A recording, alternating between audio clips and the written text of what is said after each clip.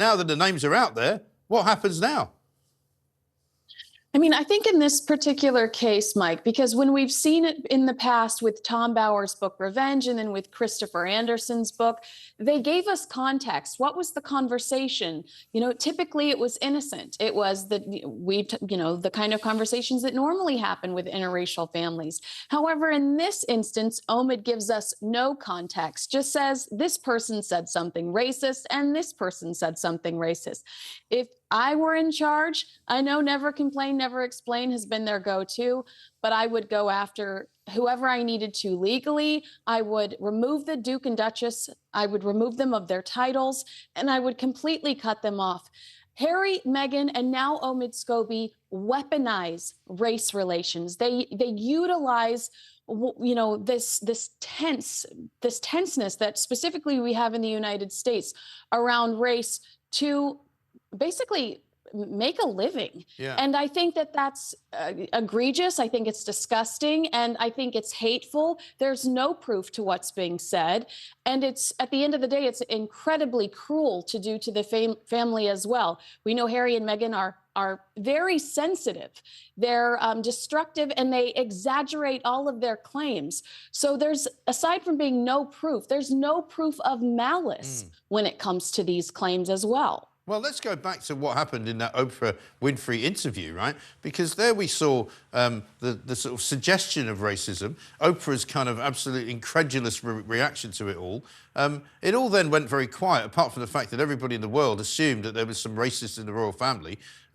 When Harry, 2 years later, finally gave an interview for the publication of his new book, he didn't mention it in the book, and he then said to Tom Bradby of ITV, well, actually, no, we never said that. We never suggested that. It was all down to the press. And so he's already taken a kind of distancing manoeuvre away from the allegation.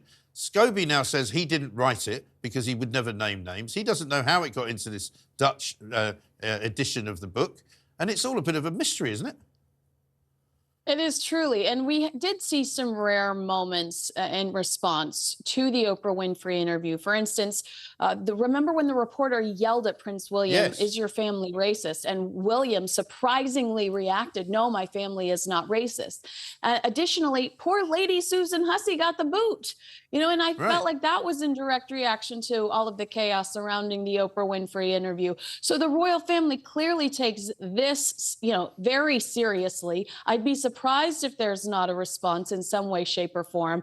But you're exactly right. The mystery surrounding how this happened in this Dutch version, I think I could scratch my head. I could not explain to you, unless Omid Scobie is lying to us.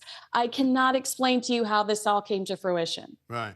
I think we have, I believe we have anyway, got the Piers Morgan situation. We'd like to watch how Piers Morgan broke this story. Have a look. I'm going to tell you the names of the two senior royals who are named in that Dutch version of the book. Because frankly, if Dutch people wandering into a bookshop can pick it up and see these names, then you, British people here, who actually pay for the British royal family, you're entitled to know too. And then we can have a more open debate about this whole farrago, because I don't believe any racist comments were ever made by any of the royal family. And until there is actual evidence of those comments being made, I will never believe it. But now we can start the process of finding out if they ever got uttered, what the context was, and whether there was any racial intent at all. Like I say, I don't believe there was.